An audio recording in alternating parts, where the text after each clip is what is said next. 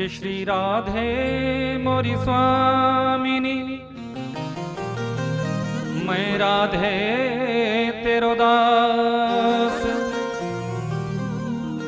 जन्म जन्म मोह दीजियो निज चरणों में वास। निवेदन किया करो प्यारे, बस आपके चरणों का वास मिल जाए, आपके चरणों का सानिध्य मिल जाए, ऐसा निवेदन भगवान से किया करो। क्योंकि जीव की परिणति ही क्या है? यदि जीवन में परमात्मा के चरणों का सानिध्य मिल जाए, गोपियों ने भगवान की चरण रज चाही। भक्तमाल के जितने भी भक्त हुए, उन सभी भक्तों ने परमात्मा की चरण रज का ही आश्रय लिया। और जीवन की सार्थकता ही वही है जिस जीवन में हम सिर्फ और सिर्फ अपने जीवन में भक्ति का ही आश्रय लें। जो जीव अपने जीवन में परमात्मा की अन्य भक्ति का आश्रय लेता है, उसी जीव का वास्तव में कल्याण होता है। भक्तवत्सल भगवान की जय। कथा क्रम का थोड़ा हम दर्शन करें। कल के कथा प्रसंग में आप सभी ने दर्शन किया, मेरे परात्पर प्रभु कंस के कारागार में प्रकट होते हैं। वसुदेव जी ने भगवान को गोकुल पहुंचाया। नंद रानी ने जिस कन्या को जन्म दिया था, उस कन्या को अपने साथ लेकर आए। ये कन्या माया रूपिणी है। कंस को सूचना मिली, 8वां हो गया। कंस दौड़ा, इस कन्या को देवकी के हाथों से छुटाकर मारना चाहा। यह कन्या हाथों से छूटी है और आकाश मंडल में भगवती दुर्गा का रूप लिया है। कि किम मया हतया मंद जाता खलु त्वांतकृत, यत्र क्ववा पूर्वं शत्रुर्मा हिंसी कृपणामृथा। अरे पापी कंस, मुझे मारने से तुझे क्या मिलेगा? तुझे मारने वाला तो ब्रजमंडल में पैदा हो चुका है। कंस भयभीत हुआ। अरे मैया, ब्रजमंडल तो बहुत लंबा चौड़ा है, किस गांव में, किस नगर में, किस शहर में, कहां पैदा हुआ है, ये तो बताती जाओ। पर योग माया ने तो बस इतना कहा कि यत्र क्ववा, ये नहीं बताऊंगी, बस इतना बता दिया कि वो ब्रजमंडल में पैदा हो चुका है।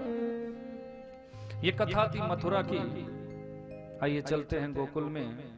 जिस गोकुल के राजा है मेरे नंद बाबा जी, जिनकी 75 वर्ष की आयु है गई है, पर अभी तक लाला नाए भय। देखो, नंद रानी की अवस्था है 80 वर्ष की। पूरे 5 वर्ष बड़ी है नंद रानी जी। पर पहले की ऐसी मान्यता थी कि बड़ी बहू बड़े भाग। अब 5 वर्ष बड़ी है, पर अभी तक लाला तो हुआ ही नहीं। नंद बाबा गुरुदेव के पास गए, चरणों में प्रणाम किया। गुरुदेव, क्या मेरे जीवन में पुत्र सुख नहीं होगा? क्या हमारे यहाँ लाला नाए भय हो गए? गुरुदेव कहने लगे, हे नंद बाबा जी, ब्राह्मणों का आशीर्वाद यदि जीवन में मिल जाए, संतों का आशीर्वाद यदि जीवन में मिल जाए, तो कोई भी ऐसा कार्य नहीं है जो असंभव हो। तुम अपने यहाँ दिव्य ब्राह्मणों को जिमाओ।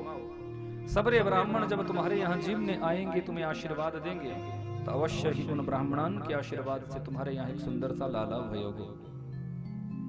नंद बाबा कहने लगे, गुरुदेव, भगवान की कृपा से, आपके आशीर्वाद से हमारे घर में काय बात की कमी नहीं। आज नंद बाबा गुरुदेव का आशीर्वाद लेकर आए हैं और अपने यहाँ दिव्य 108 ब्राह्मणों को जिमाया है। सबरे ब्राह्मण जिम कर गए, खूब दक्षिणा नंद बाबा ने दी। आज समस्त ब्राह्मणों ने नंद बाबा जी को आशीर्वाद दिया है, जाओ नंद जी, हम सभी का आशीर्वाद आपके ऊपर ऐसा बनेगा कि आपके यहाँ अति शीघ्र एक सुंदर सा लाला भयोगो। बोले नंद के लाला की जय। आज इन समस्त ब्राह्मणान के आशीर्वाद से 80 वर्ष की अवस्था में नंद रानी गर्भवती भई है। ब्राह्मणों का आशीर्वाद फलीभूत हुआ। नंद बाबा की प्रसन्नता का पारावार नहीं है। नंद बाबा बड़े प्रसन्न है कि हमारी सुयोग्य धर्म पत्नी गर्भवती हुई है। अब प्रतीक्षा कर रहे हैं कि कब 9 माह पूरे होवे और कब हमारे जीवन में लाला का दर्शन हो। नंदा और सुनंदा नंद बाबा की 2 बहिनें 6 महीने पहले से ही सेवा में आ गई है। मन में भाव है कि भाभी जी की जो सेवा करेगी, लाला होने की प्रसन्नता में भाभी जी के गले में जो 9 लखा हार है वो तो उसी को ही मिलना है। अरे भैया क्या बात है, क्या ये दोनों किसी निर्धन परिवार में ब्याही गई है, गरीब परिवार में ब्याही गई है जो भाभी जी के 9 लखे पर नजर रखती है? बोले ना, बिल्कुल ना, ऐसा तो है ही नहीं। ये दोनों तो बड़े संपन्न परिवार में ब्याही गई है, फिर भी प्रत्येक बहन का ऐसा मनोभाव रहता है कि भैया के यहाँ कोई उत्सव होवे और उस प्रसन्नता में, उस उत्सव में कुछ ना कुछ भेंट स्वरूप हमें मिले। तो आज अष्टमी की रात व्यतीत हो चुकी है और नवमी की प्रातः नंदा विचार करती है कि भाभी जी रोज समय से जग जाया करती थी, पर आज इतना समय हो गया अभी तक जगी ना, जरूर कोई विशेष कारण है। तो भाभी जी के प्रकोष्ठ में गई, क्या देखती है? भाभी जी तो गहरी नींद में सोए रही है, बगल में झीनी सी चदरिया के बीच में एक बालक सो रहा। पहले तो 108 बार हरि शरणम का जाप कियो, हे भगवान लाली नहीं होनी चाहिए, लाला ही होना चाहिए। अरे भैया क्यों, क्या लालियां बुरी होती है? बोले लालियां बुरी तो नहीं होती, लालियां तो बहुत अच्छी होती है, क्योंकि जितना सम्मान, जितना प्रेम एक बेटी अपने माता पिता को दे सकती है, माता पिता की सेवा कर सकती है, माता पिता से प्रेम कर सकती है, उतना प्रेम बेटा कभी कर ही नहीं सकता। बेटे के मन में प्रॉपर्टी का लालच हो सकता है, धन का लालच हो सकता है, संपत्ति का लालच हो सकता है, पर बिटिया के मन में कभी संपत्ति का लालच नहीं होता। बेटी तो बेटी होती है, वो तो जब तक अपने मायके में रहती है तब तक भी अपने परिवार वालों के विषय में सोचती रहती है, चिंतन करती रहती है, और शादी होने पर ससुराल जब भी चली जाती है तो ससुराल जाने के बाद भी अपने मायके का चिंतन करती रहती है, अपने बाबूजी को याद करती है, अपनी माँ को याद करती है, अपने भाई भाभी को याद करती है। भाई याद करे चाहे ना करे, पर बहन तो अपने भाई को हमेशा याद करती है। बेटा अपने माता पिता को याद करे चाहे ना करे, पर बेटी अपने माता पिता को हमेशा याद करती है, क्योंकि वो बेटी है।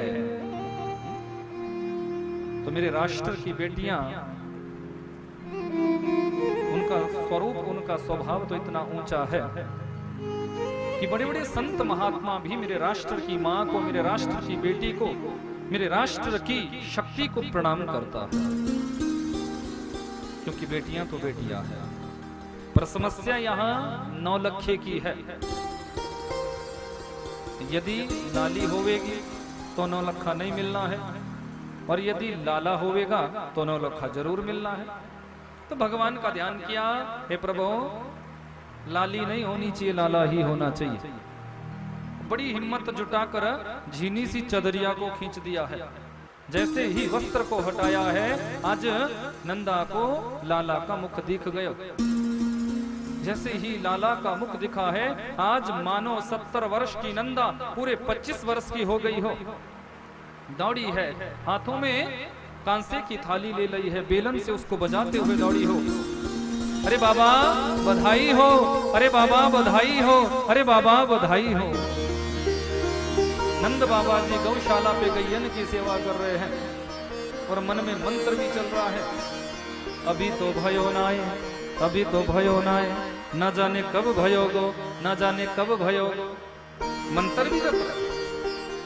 अरे बाबा आपने जो ब्राह्मणान की सेवा करी, आपने जो ब्राह्मणान को जिमाया, उन समस्त ब्राह्मणान के आशीर्वाद से आज आपके यहाँ एक सुंदर सा लाला भयो है। बोले नंद के लाला की।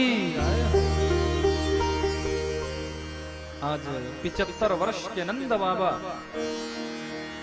मानो 21 वर्ष के हो गए हो, दौड़े हैं, दौड़कर यमुना जी में 108 डुबकी मारी है और सुंदर सी बगलबंदी पहरी है, माथे पे चंदन का लेप किया है, अखियन में मोटा मोटा काजल डाला है, मूंछों पे इत्र देकर ताव दिया है, एक सुंदर सी पगड़ी पहनकर आज नंद बाबा एक ब्रजवासी से कहने लगे, लइयो रे छोरा जरा दर्पण दीजिए, आज देखूं तो सही मैं कैसा लगूं। ब्रजवासी कहने लगे, बाबा आज तो आप पूरे दुल्हों की तरह सज रहे हैं। नंद बाबा कहते हैं, आज नहीं सजूंगा तो फिर कब सजूंगा, आज तो मेरे यहाँ आत्मज हुआ है, पुत्र हुआ है। कि नंदस्त्वात्मजम उत्पन्ने जाता हलादो महामना, आहूय विप्रान वेदज्ञान स्नातः शुचिर्लंकृता।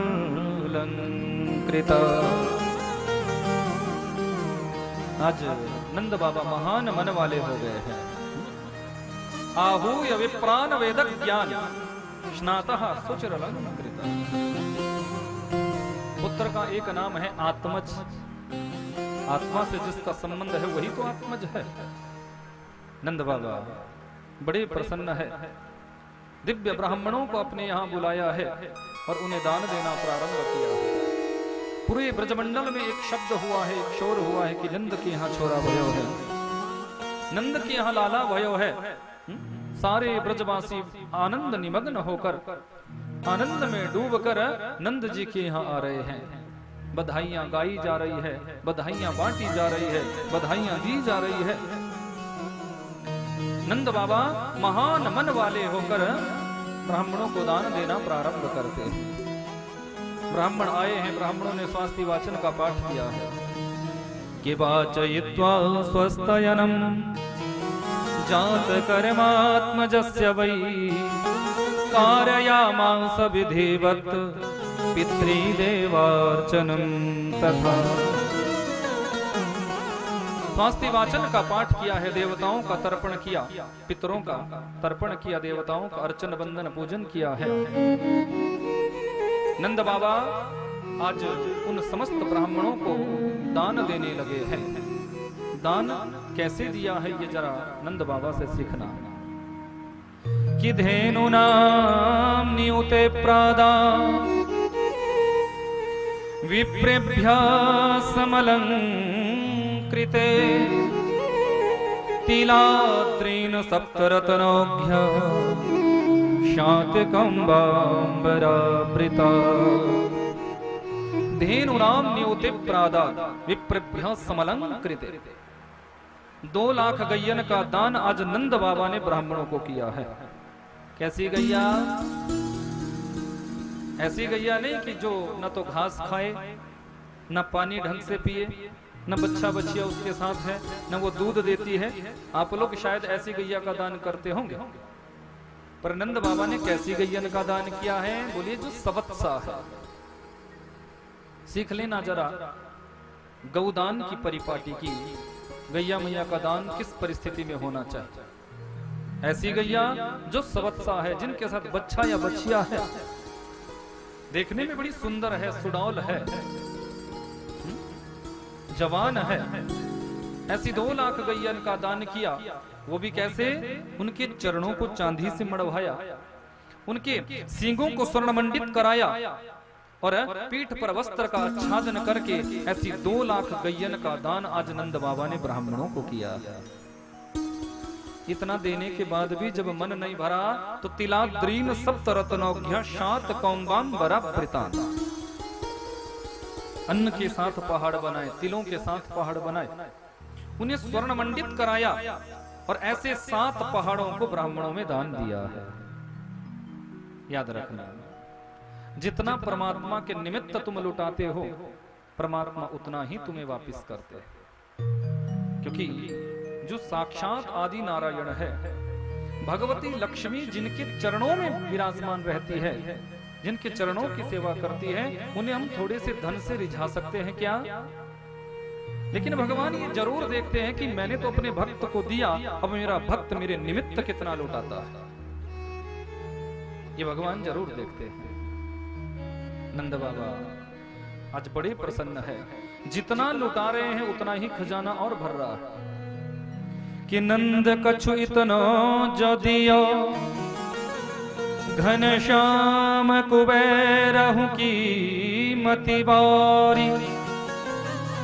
देखत मोह लुटायो दियो, न बची बचिया छछिया न पिछोरी।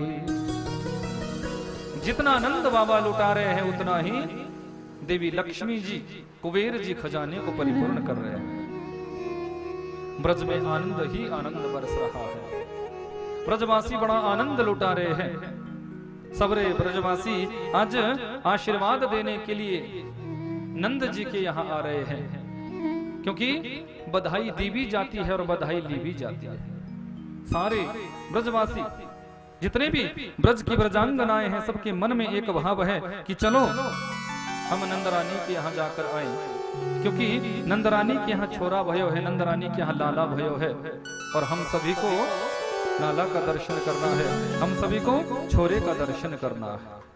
सारे ब्रजवासी, एक ब्रजवासी ने तो बड़ी सी पारात ले ली, और उसी पारात में देखो माखन मिश्री के बड़े बड़े गोला बनाए, और एक दूसरे पर माखन मिश्री के गोले पीके जा रहे हैं। ब्रज में माखन मिश्री की तो कोई कमी है ही नहीं, तो माखन मिश्री के गोले एक दूसरे पर पीके जा रहे हैं।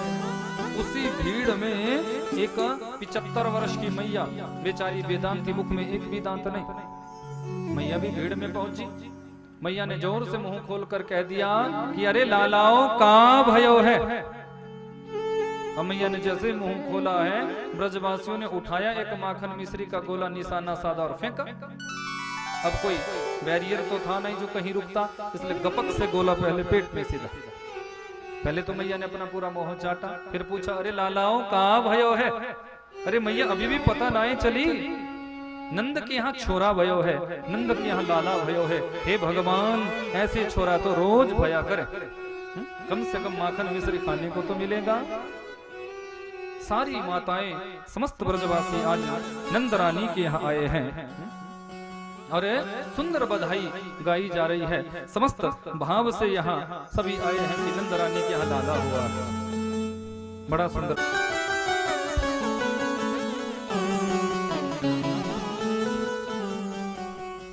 वो चलो देखी आवे नंद घर, लाला हुआ, लाला हुआ, गोपाला हुआ, लाला हुआ, गोपाला हुआ।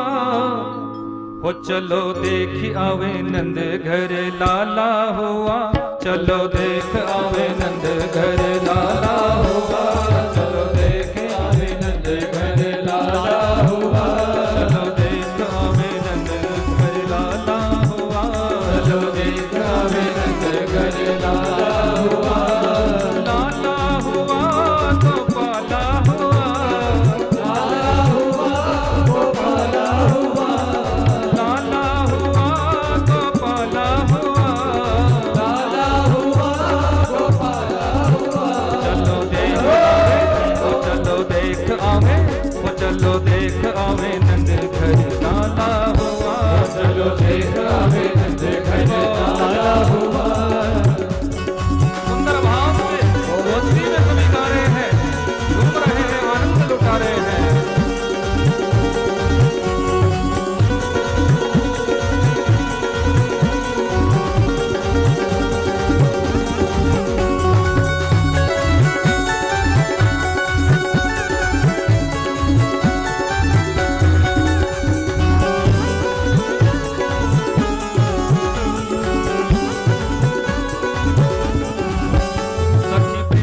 सब ग्वाल होके दिल में खुशहाल, सखी ब्रिज के सब ग्वाल होके दिल में खुशहाल, सखी ब्रिज के सब ग्वाल होके दिल में खुशहाल, सखी ब्रिज के सब ग्वाल होके दिल में खुशहाल। मैया गर्दन में डाल नाचे दे दे के ताल, मैया गर्दन में डाल नाचे दे दे के ताल, मैया गर्दन में डाल नाचे दे दे के ताल, मैया गर्दन में डाल नाचे दे दे के ताल। आज दिल का नसीबा उजाला हुआ, नसीबा लाला हुआ।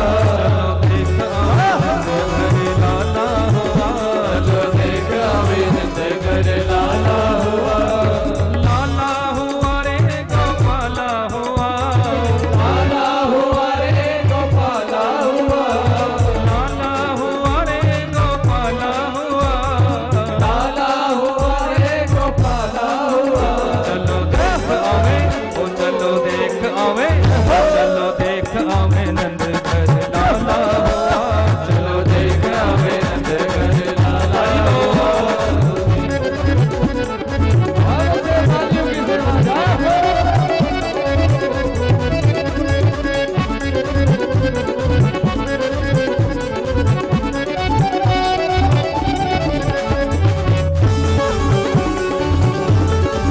नंद के लाला की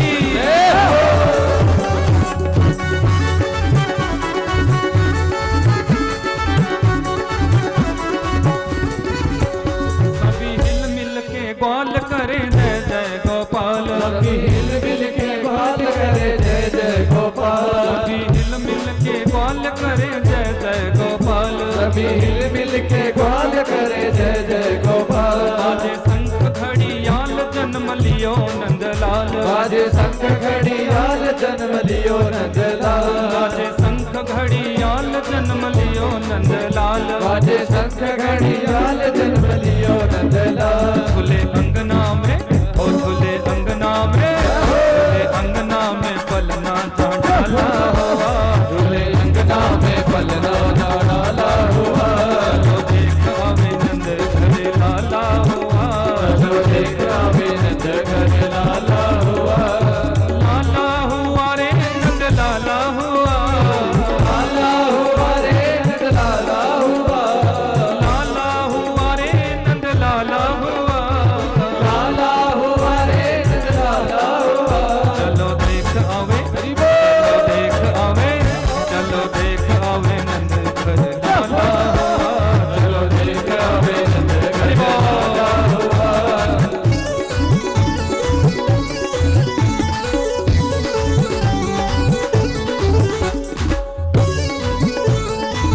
नंद के लाला की भक्ति में बैठे बैठे आनंद लीजिए।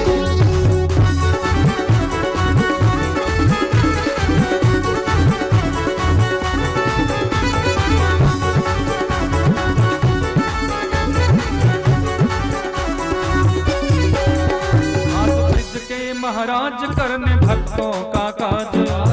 के महाराज करने भक्तों का काज। आज ब्रज के महाराज करने भक्तों का काज।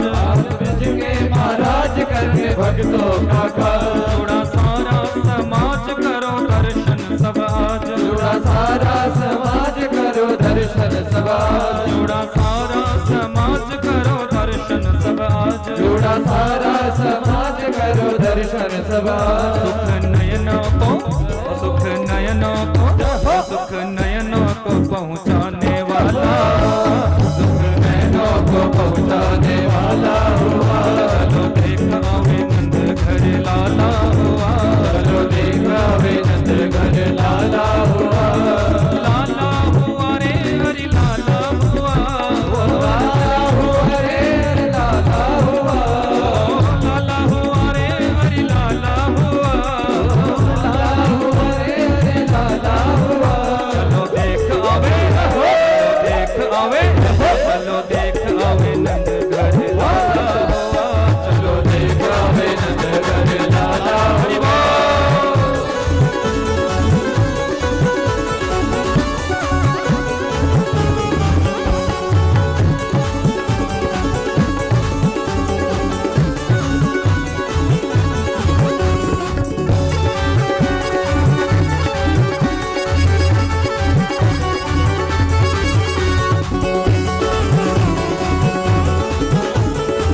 नंद के लाला की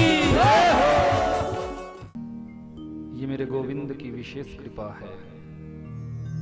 उनके बिना, उनकी कृपा से उनकी कथा जीवन में नहीं मिल सकती। कथा रसपान करने के लिए स्वर्ग के देवता भी तरसते हैं। देवताओं का मनोभाव ऐसा बनता है कि हमारा जन्म इस भारत भूमि पर होता और भारत भूमि की पावन धरा पर हमें कथा सुनने का सुअवसर प्राप्त होता। ब्रह्म पुराण में देवताओं ने इसकी सार्थकता बताई है कि गायन्ति देवाः किल गीतकानि धन्यास्तु ते भारत भूमि भागे स्वर्गापवर्गास्पदमार्गभूते भवन्ति भूयः पुरुषः सुरत्वा।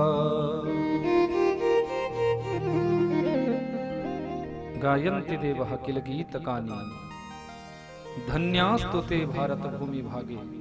धन्य है वो भारत भूमि, धन्य है उस भारत भूमि पर रहने वाला वो प्रत्येक भक्त जिसके जीवन में परमात्मा की कथा का रसवर्षण होता है, जिस कथा का रसपान करने के लिए स्वर्ग के देवता भी तरसते हैं। वही कथा सहज भाव से हम सभी को प्राप्त हो रही है। ये मेरे राधा माधव की अहेतुकी कृपा का ही दर्शन है, क्योंकि जीवन में जीव को परमात्मा के नाम का आश्रय लेना चाहिए। जितना हम अपने जीवन में परमात्मा के नाम का आश्रय लेते हैं उतना ही ईश्वर के हम समीप जाते हैं। हमारे अंतस्थ हृदय में राधा गोविंद की झांकी विराजमान होती है। तो आओ जरा कथा में प्रवेश करूं, उससे पूर्व चित्त वृत्तियों को शांत करते हुए मन तथा वाणी को सबने पवित्र करना है। सुंदर मनोभाव से हम सभी 2 घड़ी भगवान नाम का आश्रय लें, श्री राधा माधव के नाम का आश्रय लें और अपने मन के विकारों को दूर करें और समस्त कलमशों को दूर करने का प्रयास करें। हे गोपाल राधे कृष्ण गोविंद गोविंद। हे गोपाल राधे कृष्ण गोविंद गोविंद।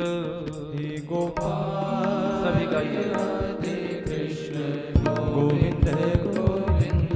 हे गोपाल राधे कृष्ण गोविंद गोविंद।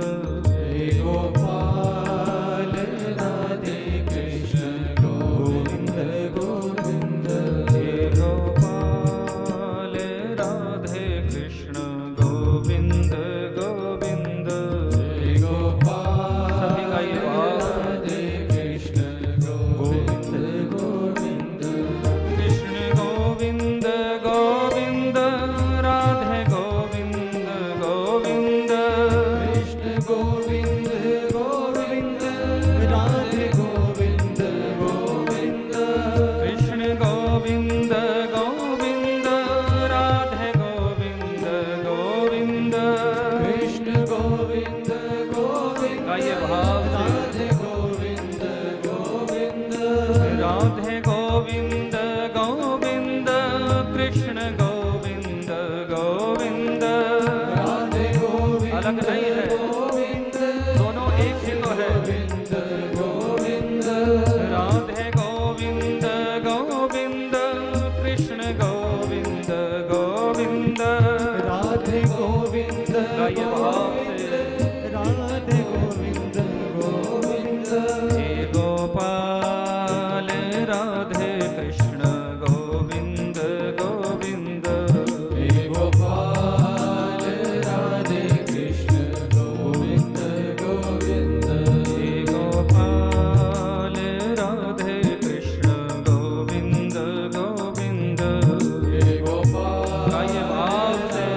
कृष्ण गोविंद हरि बोल। गोविंद।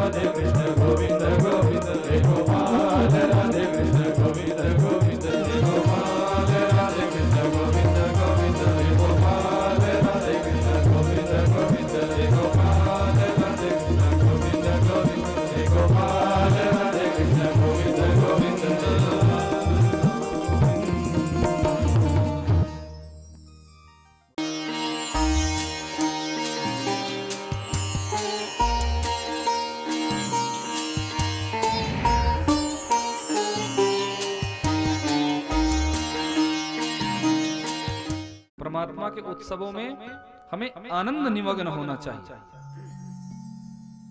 परमात्मा के उत्सवों को अपना उत्सव मानो। जब हम भगवान के उत्सवों को अपना उत्सव समझकर उनमें डूबते हैं तो फिर परमात्मा हमारे घरों में भी ऐसे उत्सव ही उत्सव करते रहते हैं। पर ऐसा नहीं होना चाहिए कि बस चुपचाप बैठ के संकोच में, नहीं, भगवान के भाव में डूबकर आनंद लो, क्योंकि ऐसा सौभाग्य तो पता नहीं। अब देखो कितनी विषम परिस्थितियां चली हुई है, कितनी विकट परिस्थितियां आजकल चली हुई है। बड़े बड़े आयोजनों पर भी रोक लगा दी गई है। अब चाहे ये बीमारी की समस्या है, पर समस्या तो है ना। कारण चाहे कोई भी बने, सुंदरनगर के क्षेत्र में कितनी कथाएं होती थी। अब तो हम लोग भी ऐसा सोच रहे थे कि कब सुंदरनगर जाएंगे। सच्चाई तो ये है, ऐसा नहीं कि हमने कथा नहीं की। देखो मैं 19 नवंबर से कंटिन्यू कथा कह रहा हूं। नवंबर में मैंने शिव पुराण किया था पहला शिमला में, उसके बाद सतत में कथा कह रहा हूं। पर सुंदरनगर में तो नहीं हुई, क्योंकि यहाँ तो केस बढ़ते गए, समस्याएं होती, कथाएं तो काफी थी, पर वो सारी पोस्टपोन होती गई। तो हम भी अब ऐसा तरस चुके थे कि कब सुंदरनगर जाएंगे, कब सुंदरनगर के भक्तों का दीदार होगा। पर अब आए हैं तो फिर आप लोग संकोच में बैठे हैं। मुझे लगता है समय ज्यादा हो गया ना, तो अब आप शर्म करने लग गए हमसे। बोलो कहीं ऐसा तो नहीं ना। बोले भक्त वत्सल भगवान की, बांके बिहारी लाल की, नंद नंदन सरकार की। परमात्मा के दरबार में संकोच नहीं करना चाहिए। संकोच बुरी चीजों का होता है, बुरे कार्यों का होता है। भगवान के उत्सवों में आनंद लेने का संकोच थोड़े भी होता है। भगवान के उत्सवों को अपना उत्सव मानो। समस्त ब्रजवासी उत्सव मना रहे हैं। यहाँ नंद बाबा जी कहने लगे आप सभी उत्सव मनाओ, मुझे कंस को कर भेंट करने जाना है। तो नंद बाबा जी कर भेंट करने गए हैं। मार्ग में वसुदेव जी से मिलना हुआ। वसुदेव जी को देखकर नंद बाबा कहने लगे कि अहो ते देवकी पुत्र कंसेन बहवो हता, एका वशिष्ठा वरजा कन्या सापी दिवंगता। अहो ते देवकी पुत्र। अरे भैया, सुनने में आया था कि इस पापी कंस ने देवकी के 6 पुत्रों को मारा, 7वां गर्भ में ही नष्ट हो गया, और 8वीं कन्या थी, आकाश मंडल में दुर्गा का रूप ले लिया था। अब नंद बाबा जी ने जब ऐसा प्रश्न किया तो वसुदेव जी ये तो कह नहीं सकते थे कि जो आपके यहाँ 2 बालक पल रहे हो मेरे हैं, क्योंकि ये सब तो अदला बदली कब कर दी गई ये तो किसी को पता ही नहीं। ये तो सब योग माया का खेल। तो वसुदेव जी ने बस इतना ही कहा कि हे नंद जी, आपके यहाँ जो 2 बालक पल रहे हैं भैया, उन बालकों को हम अपना ही माने। नंद जी कहने लगे हाँ भैया, आप सबके आशीर्वाद से ही तो इतनी वृद्धावस्था में हमारे यहाँ लाला भयो है। हमारे कहाँ है वो सब, तो आपके आशीर्वाद से ही हुए हैं। पर बाबा, मैं आपसे निवेदन करना चाहता हूँ कि कंस जैसा पापी उन बालकों के जीवन में कभी भी कोई कष्ट दे सकता है। आपको विलंब नहीं करना चाहिए और अपने गोकुल जाना चाहिए। नंद बाबा यहाँ से गोकुल की ओर निकले। कंस ने रात्रि में आपातकालीन सभा बैठाई, अपने समस्त राक्षस परिकरों को बुलाया और उनसे कहा कि देखो, जो बात आकाशवाणी ने कही थी उसी बात की पुष्टि उस कन्या ने भी की है कि मुझे मारने वाला ब्रजमंडल में पैदा हो चुका है। यदि वो ब्रजमंडल में आ चुका है तो मैं नहीं चाहता वो बड़ा होकर मुझे कोई कष्ट प्रदान करे। उसके बचपन में ही उसे मार डालना चाहिए। महापापी है कंस। राक्षस कहने लगे महाराज आप चिंता मत करो, हम ब्रज में जाएंगे। 2 महीने के अंदर जितने भी बच्चे पैदा हुए हैं उन बच्चों को पकड़ कर मार डालेंगे, किसी को जीवित नहीं छोड़ेंगे। उसी में आपका शत्रु भी होगा, वो भी मर जाएगा। कंस बड़ा प्रसन्न हुआ। उसी समय बकासुर की खास सगी बहन बकी, जिसको कंस प्रेम से पूतना बुलाता है, पूतना आई, कहने लगी महाराज मैं जाऊंगी आपके शत्रु को मारने के लिए। कंस कहने लगा पूतना तुम जाओगी कैसे? इतने ये 5-5 इंच लंबे तुम्हारे दांत, ऐसा विभत्स तुम्हारा स्वरूप, ऐसा विकराल तुम्हारा ये शरीर, कौन घुसने देगा तुझ राक्षसी को अपने यहाँ? लोग डंडे मारकर तुझे बाहर निकाल देंगे। पूतना कहने लगी आप बिल्कुल चिंता ना करें, क्योंकि मैं प्लस्तर चढ़ा कर जाऊंगा। जानते हो ना कहां चढ़ता है प्लस्तर? बोलो। पार्लर में काले होकर घुसो और गोरे होकर बाहर आ जाओ। शादी वाले दिन रूप कुछ और होता है, और 3 महीने बाद जब देखा जाए तो पहचान में नहीं आती कि देवी जी वही है या गड़बड़ हो गई, वही है या कोई और। तो पूतना कहने लगी मैं मायावी शक्तियों को जानती हूं महाराज, मायावी शक्तियों का आवरण ऐसा चढ़ाऊंगी कि मैं एक सुंदर गोपी बन जाऊंगी। अब किसी को क्या पता चलेगा कि राक्षसी है या गोपी है? कंस बड़ा प्रसन्न हुआ। पूतना यदि तुमने ऐसा कर दिया मैं समझूंगा मेरे जीवन की सारी समस्याओं का हल हो गया। पूतना अविद्या है, अविद्या रूपी पूतना का वास 14 जगह होता है, याद रखना। मेरे परमात्मा की ये जो कथा है ये पूरे विज्ञान से जुड़ी हुई है। एक एक बात का कोई ना कोई मतलब है, कोई ना कोई अर्थ है। अविद्या रूपी पूतना का 14 जगह वास होता है। 5 ज्ञानेंद्रियां, 5 कर्मेंद्रियां, मन, बुद्धि, चित्त और अहंकार, इन 14 जगह अविद्या रूपी पूतना का वास होता है। परमात्मा किस तिथि को प्रकट हुए? अष्टमी की रात को। और पूतना कब मारने आई? चतुर्दशी को। देखो, क्योंकि अविद्या रूपी पूतना 14 जगह वास करता है। सुंदर गोपी का रूप धारण किया, अपने स्तनों में कालकूट विष लगाया और मेरे गोविंद को मारने आई है। हजारों सखियां आ रही है, हजारों जा रही है। उसी भीड़ में ये पूतना भी घुसी। हिम्मत किसी की हुई नहीं पूछने की, क्योंकि नंदरानी की दूर पार की बहन बताती है, चचेरी मौसेरी कोई ना कोई नाता जोड़ दिया होगा। तो अब हिम्मत किसी की नहीं कि महारानी की बहन है तो कौन पूछे, किसी ने रोका नहीं। पूतना गई है, भगवान पलना में सो रहे हैं। पूतना भगवान के समीप पहुंची है। जैसे ही पूतना को आते हुए भगवान ने देखा है, परमात्मा ने तुरंत अपनी आंखों को बंद कर दिया। परीक्षित पूछते हैं गुरुदेव क्या पूतना को देखकर भगवान भयभीत हो गए जो आंखों को बंद कर लिया? डर गए भगवान क्या? सुखदेव स्वामी कहते हैं नहीं राजा, भगवान कभी किसी परिस्थिति में भयभीत नहीं होते। वो तो परब्रह्म है, परमात्मा है, वो कभी डरते नहीं, वो कभी भयभीत नहीं होते। पर आंख बंद करने का एक विशेष कारण है। भगवान ने पूतना को आते देखा तो विचार किया कि मेरे 24 अवतारों में 2 ही अवतार सर्वश्रेष्ठ है, एक रामावतार और दूसरे कृष्णावतार।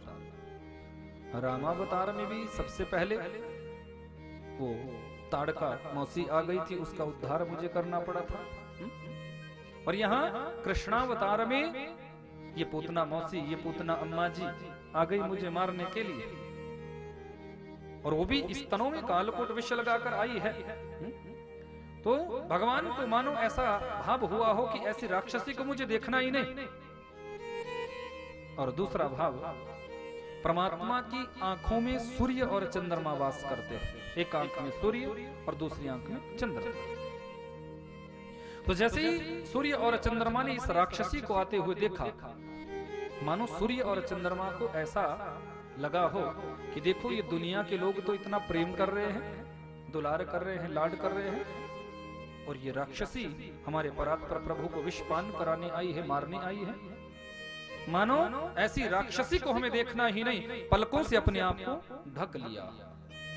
तीसरा भाव, मेरे परमात्मा ने आंख बंद इसलिए की, भगवान विचार करते हैं आई तो ये मुझे मारने हैं, पर मार्ग इसने वो चुना है, रास्ता इसने वो अपनाया है जो एक माँ चुनती है।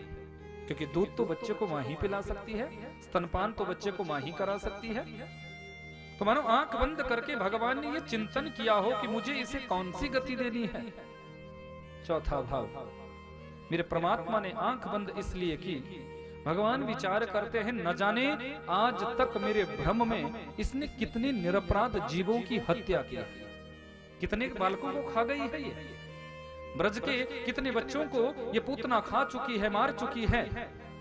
मुझे उन समस्त जीवात्माओं को आज सदगति देनी है, परम गति देनी है। पांचवा भाव, भगवान आंख बंद करके विचार करते हैं, भोले बाबा मैं तो आया था ब्रज में दधी माखन खाने के लिए, वो तो अच्छे से मुख में गया भी नहीं, और यहाँ पूतना मौसी तो मुझे विष पिलाने आ गई, जहर पान कराने आ गई।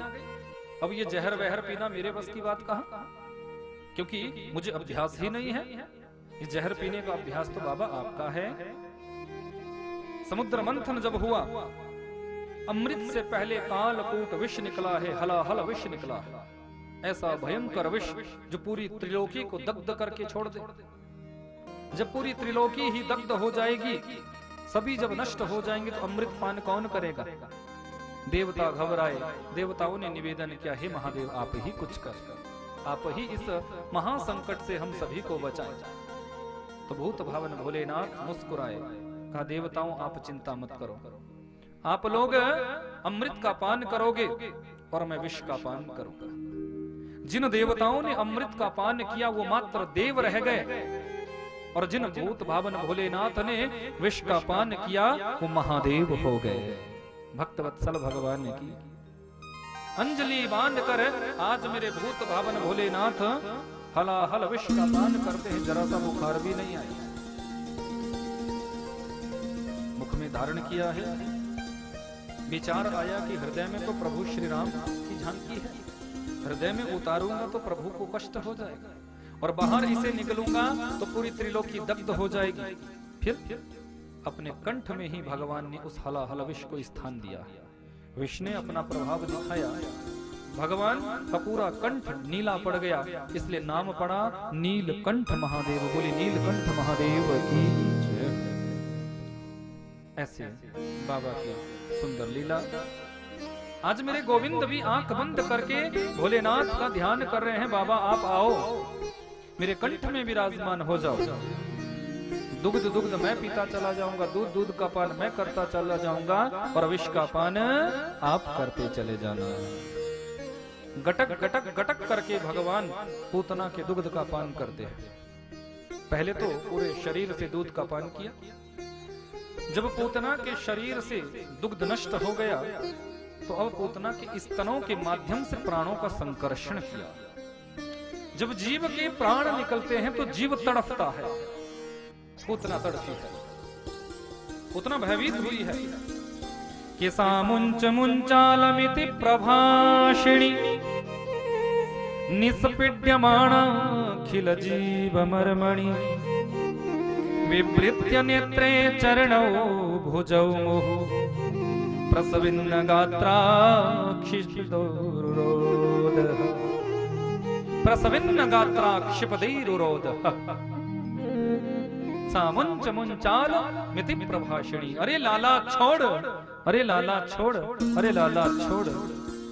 6 दिन के कन्हैया बोल पड़े, अम्मा जी हम पे तो पकड़ना ही आवे, छोड़ना तो हम पे आवे ना, अब तो आपको ठिकाने लगा कर ही छोड़ूंगा। अरे छोटा सा बच्चा बड़ों की भाषा बोलता है, पूतना समझ गई ये साधारण बच्चा तो नहीं हो सकता, तुरंत अपने वास्तविक रूप में आ गई है। 6 कोश लंबा चौड़ा शरीर पूतना ने धारण किया है, ऐसा भागवत में लिखा है। पूरे 18 किलोमीटर का शरीर पूतना का बन गया, आकाश मार्ग से उड़ाकर ले चली है गोविंद। जैसे ही ब्रजमंडल की सीमा से बाहर आई है, परमात्मा ने तुरंत इसके प्राणों का संकर्षण किया और धड़ाम से पूतना धरती पर धराशायी हो गई है। बोले पूतना मर्दन श्री कृष्ण चंद्र भगवान की जय। ब्रजवासी दौड़े, अरे नंदरानी अनर्थ हो गया, अनर्थ हो गया, ये राक्षसी हमारे कन्हैया को उड़ा कर ले गई। सब दौड़े हैं, वक्षस्थल पर मेरे गोविंद क्रीड़ा कर रहे हैं। परमात्मा की लीला बड़ी विचित्र है। माताओं ने कन्हैया को नीचे उतारा, अब पूर्णमासी पुरोहितानी सबसे वृद्ध है, ब्राह्मणी है। पूर्णमासी पुरोहितानी कहने लगी, नंदरानी देखो, हमारे लाला का स्पर्श एक राक्षसी से हो गया। अब तो रानी देख, जब तक लाला का शुद्धिकरण नहीं होगा तब तक काम नहीं चलेगा। लाला का शुद्धिकरण करवाना पड़ेगा। नंदरानी को और भी डर लगे, बोले मौसी जी कैसे शुद्धिकरण होगा? बोले देखो, मंत्र मैं पढ़ूंगी और शुद्धिकरण आप लोग करना। चलो गौशाला पे। गौशाला पे मेरे परात्पर प्रभु को लेकर गए हैं। गैया मैया के गोमूत्र से स्नान करवाया है, गोमय वक्ष स्थल पर लगाया है, माथे पे गोमय लगाया है। और पूर्णमासी पुरोहितानी ने अपने हाथों में गैया मैया की पूंछ ली है और झाड़ा लगाना प्रारंभ किया है। झाड़े का मंत्र सीख लेना कि इंद्रियाणि हृषिकेश प्राण नारायणो वतु श्वेत दीप पतश्चित्तम मनो योगेश्वरो वतु।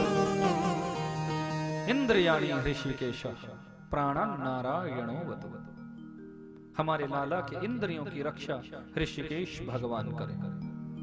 हमारे लाला के प्राणों की रक्षा नारायण भगवान करें। श्वेत दीप पतश्चित्तम, हमारे लाला के चित्त की रक्षा श्वेत दीप के ईश्वर करे। मनो योगेश्वरो वतु, हमारे लाला के मन की रक्षा योगेश्वर भगवान करें।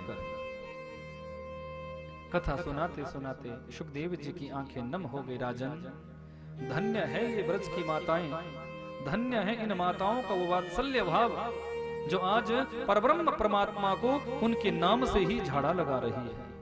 ये नहीं जानती कि हम किसको झाड़ा लगा रही है। नाम तो परमात्मा का है, पर परमात्मा के नाम से परमात्मा को ही झाड़ा दिया जा रहा है। याद रखना बंधुओं, परमात्मा से ऊंचा यदि कुछ है तो परमात्मा का नाम है। जिस पत्थर को राम उठाते हैं, समुद्र में छोड़ते हैं, वो पत्थर डूब जाता है।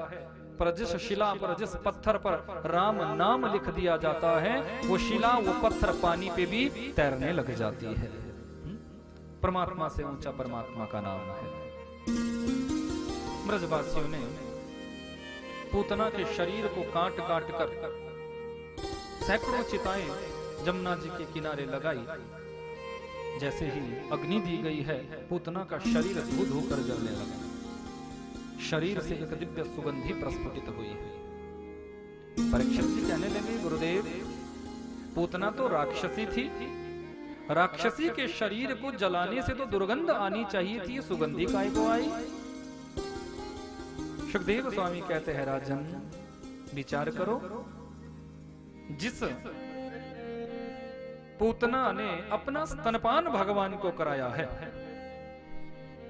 जिस पूतना का स्तन भगवान ने पिया हो, क्या वो पूतना फिर राक्षसी हो सकती है?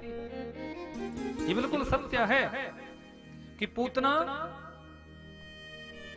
ऐसी राक्षसी थी जो बच्चों को खा जाती थी, छोटे छोटे बच्चों को खा जाती थी। कि पूतना लोक बालाग्नि राक्षसी रुधिरासना जिघांसया पिहरे स्तनम दत्वा पिसद्गतिम।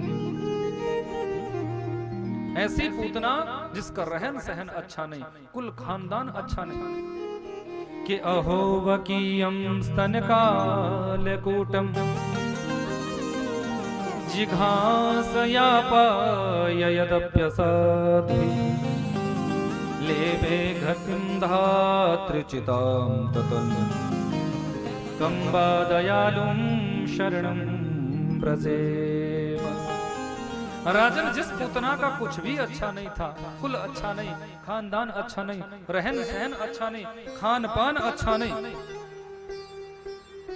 पूतना के शरीर को जलाने से सुगंधी निकली, ये ऊंची बात नहीं, ये बड़ी बात नहीं। उससे भी बड़ी बात तुम सुनो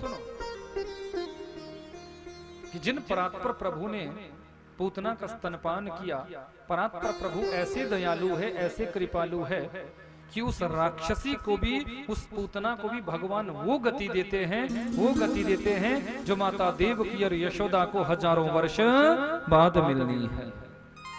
वो कितने कृपालु हैं, वो कितने दयालु हैं, कितने भक्तवत्सल हैं।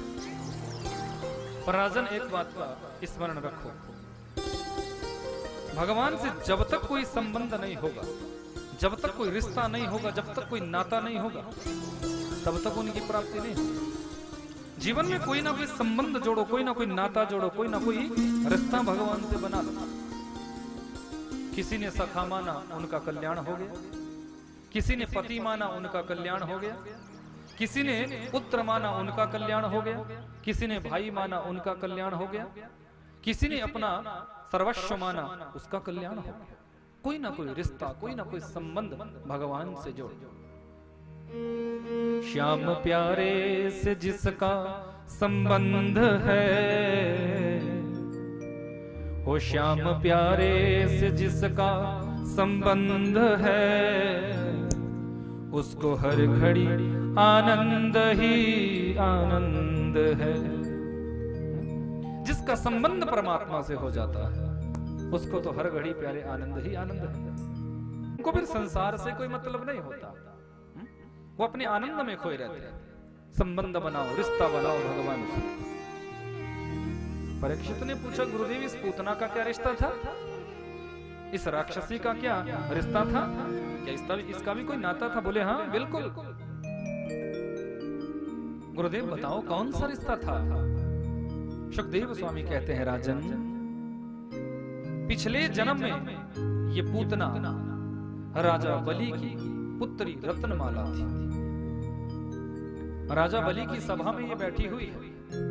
परात्पर प्रभु जब वामन बनकर आए तो जैसे ही द्वार पर इन्होंने वामन भगवान का दर्शन किया तो रत्नमाला के मन में ऐसा भाव जगा कि यदि ये सुंदर बालक मेरा पुत्र होता तो मैं बड़े प्रेम से इसे अपनी गोदी में सुलाती और बड़े प्रेम से अपना स्तनपान इस बच्चे को कराती। तो भगवान ने कह दिया कि जाओ, तुम्हारी ये इच्छा पूरा करूंगा।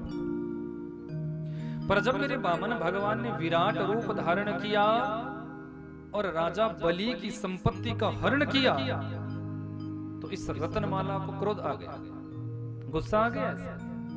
अरे वामन बनकर आया और विराट बनकर सब कुछ हरण करके चला गया। ऐसा पुत्र यदि मेरा होता तो मैं अपने हाथों से वशपान कराकर इसको मार डालती। तो भगवान ने इस भाव को भी ग्रहण किया। जाओ जाओ रत्नमाला, द्वापर के अंत में ब्रजमंडल में जब मैं कृष्णावतार लेकर आऊंगा, तुम पूतना बनोगी और तुम्हारी इस इच्छा को मैं पूरा करूंगा। पहले तुम्हारा दुग्ध पीऊंगा और उसके बाद तुम्हारे द्वारा लगाया गया स्तनों में विषपान भी करूंगा। आज पिछले जन्म का वही संबंध, वही रिश्ता, उसी रिश्ते के कारण पूतना को भगवान की प्राप्ति हुई और मेरे भक्त वत्सल भगवान ने मातृतुल्य गति आज इस राक्षसी पूतना को प्रदान कराई है। भक्त वत्सल भगवान की संबंध कोई ना कोई जोड़, भगवान से कोई ना कोई नाता, कोई ना कोई रिश्ता बना।